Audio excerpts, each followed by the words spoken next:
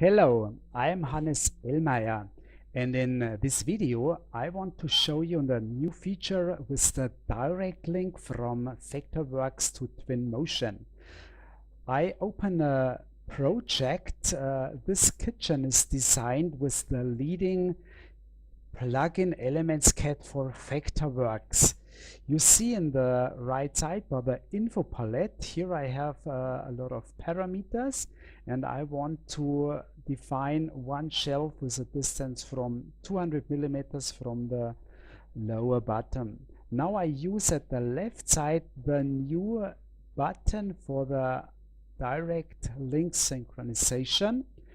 And now I can switch to Twinmotion, and within Twinmotion I can import this scene. And now I go to import direct link, and here I have already the latest link, and here I use keep hierarchy. This is very important to keep the hierarchy from Vectorworks. Now I have to scroll a little bit in order to get the scene in the middle of the screen. And now you see already the imported kitchen. I can use the right mouse in order to move the scene. I can use additionally the shift key to navigate furthermore. Now I have the upper button and at the left side, and now I see the scene that I imported, and now I go to Vectorworks, and here you see the shelf that we made. And now I want to make some changes so we see how the interaction between these two programs takes place.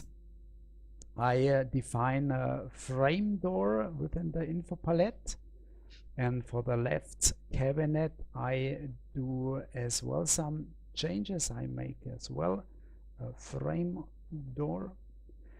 So now I have made these changes. I can check some settings in the cabinet configuration dialog. I have a tab with the front, and here I can for example change the distance of the handles, and there are several tabs for each area of the cabinet, like front body, drawer, back panel, etc. For detailed informations of the Elements Cabinet Maker, we have several other videos. Now you see already directly that the change was made directly in Twinmotion. So you have the frame doors and the two shelves. I go back to Vectorworks, to my scene, and here I see that we have some double sides, and I want to change the material of these items. Here it's sufficient that we double click the needed material, and the material will be assigned directly, and separate classes for these items are generated.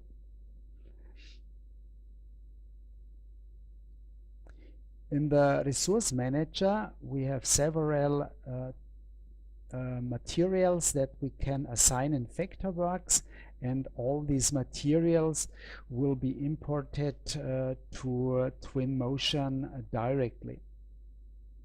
So you can change these imported materials in Twinmotion, or you can easily assign completely new materials. This is an issue of a few clicks, because the class keeps all the same materials together. So when I go to the Twinmotion materials, let's select a material. I have a lot of materials there at the left sidebar, and now I assign the materials, and I can afterwards scale the materials, and if I go to more, I can define the rotation as well. This is very comfortable, I think. Well, we make here 90 degrees, and now we see the new result. I go to File and save this scene in the Twinmotion format, so we can open it in a later stage in order to go on with the work. I give it then a name, and here we go. We can quit this media mode, and we go back to the navigation, and now we want to push it to the cloud. That means Twinmotion has for his users a separate Twinmotion cloud. It can be uploaded very easily with just one click, and now I can see the result directly, and I can open the result with a browser, so no additional tools are needed. It's sufficient if I have a Chrome or Safari or any other browser, and here we can navigate directly, so we can send our clients a link, or everybody who is involved in the project can have a link, and here can navigate easily with a very good quality. In the meantime, in version 2022, Twinmotion has a new path tracer feature where the quality is even much higher. But this path tracer is shown as well in several other videos. Here we can see the change of the daytime will affect directly the illumination of our scene.